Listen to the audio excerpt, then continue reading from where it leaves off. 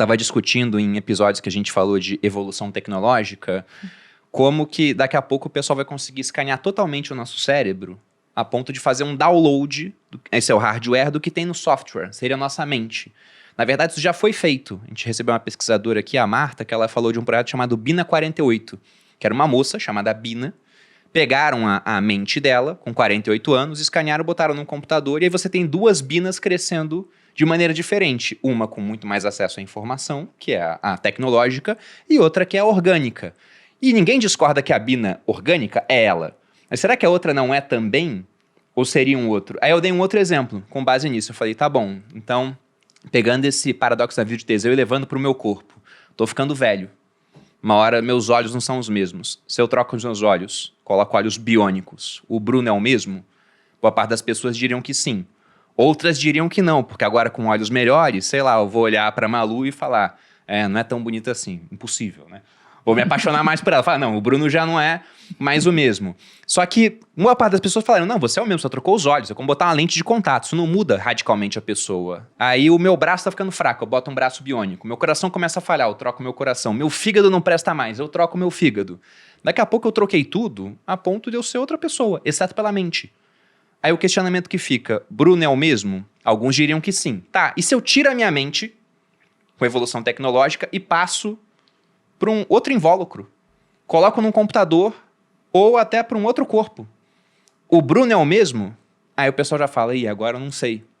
E a gente pensa que isso é loucura, mas daqui a, sei lá, 20 anos está acontecendo um negócio desses. E na sua opinião, essa pessoa seria a mesma? Ela não seria? Porque isso cai naquela discussão Heráclito versus Parmênides, onde um fala que, olha, tudo é mudança, e o outro fala que as coisas são o que são e a mudança é ilusão. Ambas as situações são verdadeiras, né? Se você considera do que cada um está falando. Sim. Mas não precisaria ir tão longe. Imaginar um robô montado de maneira semelhante ao que eu sou. Basta você observar o próprio processo natural. Tenta lembrar uma situação que aconteceu na tua vida, sei lá, mais remota que você possa imaginar. Sei lá, eu tinha 4 anos, caí, arranhei o joelho. Aí imagina uma situação na tua, sei lá, início da juventude, final da adolescência. Imagina uma situação que aconteceu ontem, hoje, bem recente. Se você imaginar um homem composto basicamente de 4 elementos, que é um processo mental, emocional, a energia que percorre todo esse sistema e o próprio hardware, né, que é o corpo físico. Se você considera essas 4 coisas, nesses 3 momentos, você era o mesmo? O teu corpo é idêntico? Não. A energia que percorre esse corpo é a mesma? Óbvio que não. A criança corre tanto em volta de uma mesa que a gente fica cansado só de olhar, não é isso? A energia não é a mesma. As emoções são as mesmas? Você sente o mundo da mesma maneira? Não. E você pensa da mesma maneira? A lógica com que você vê a vida, os desejos que você tem, as aspirações são os mesmos? Não, então posso dizer, essa criança que ralou o joelho não era você. Você viu isso na televisão. Isso é uma ilusão. Você não é esse. Aí você vai brigar comigo, claro que é. Eu ainda tenho o ursinho de pelúcia que eu ganhei lá nesse dia, tenho até hoje. Então eu vou ter que dizer para você, então algo permaneceu. O que foi? E aí a gente começa a procurar algo um pouco mais profundo, que seria esse observador que está no fundo de tudo isso, vendo esse filme passar, esse filme da vida, esse olhar silencioso que está no fundo da vida.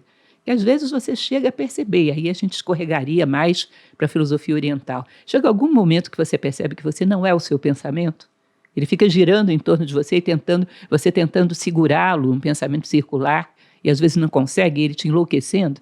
Dá essa sensação de deslocamento. Ele não sou eu, ele é uma ferramenta. Né? As emoções são uma ferramenta, as energias, o corpo físico são uma ferramenta. Mas existe um observador interno que está por trás de tudo isso, usando essas ferramentas para ampliar a sua consciência daquilo que é e daquilo que não é.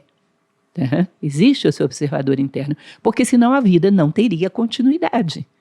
Agora me diz como você colocar esse observador interno numa máquina. É lógico que o processo é complicado de funcionar, né? É muito complicado. Não é uma questão metafísica teológica, não me entenda mal. É uma questão óbvia, observando a vida. Não haveria continuidade se não tivesse um observador interno. Onde eu vou colocar esse observador interno numa máquina? O Nietzsche ele fala um pouco sobre isso, né? Ele fala que é como se tivesse uma lanterna na nossa mente e alguém está guiando a lanterna. que seria sobre o observador interno que você está falando. E sim, depois que eu discuti com esse pessoal, eu cheguei a essa conclusão que os dois estão certos. Porque, por exemplo, eu queimei meu corpo quando eu tinha 3 anos. Queimei a minha mão esquerda, por exemplo. Eu era canhoto quando era pequeno. Se isso não tivesse acontecido, eu seria um outro Bruno hoje. Eu seria canhoto, sei lá, a maneira como eu absorvi as ideias teria sido diferente, né? Acabei tendo que virar destro. Então, o Bruno, ele foi mudando. Então, era que estava certo, as coisas vão mudando, né? Eu não posso mergulhar 2 vezes na água do mesmo rio, porque o rio não é o mesmo e nem eu. Mas o Parmênides estava certo também, porque esse observador permaneceu sendo o mesmo.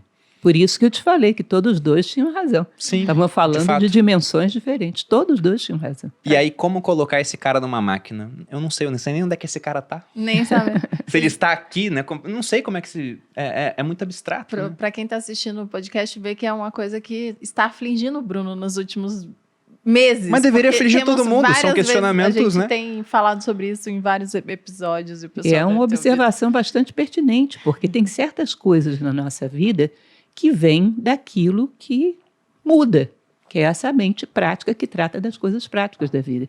Mas tem determinadas coisas que são mais profundas.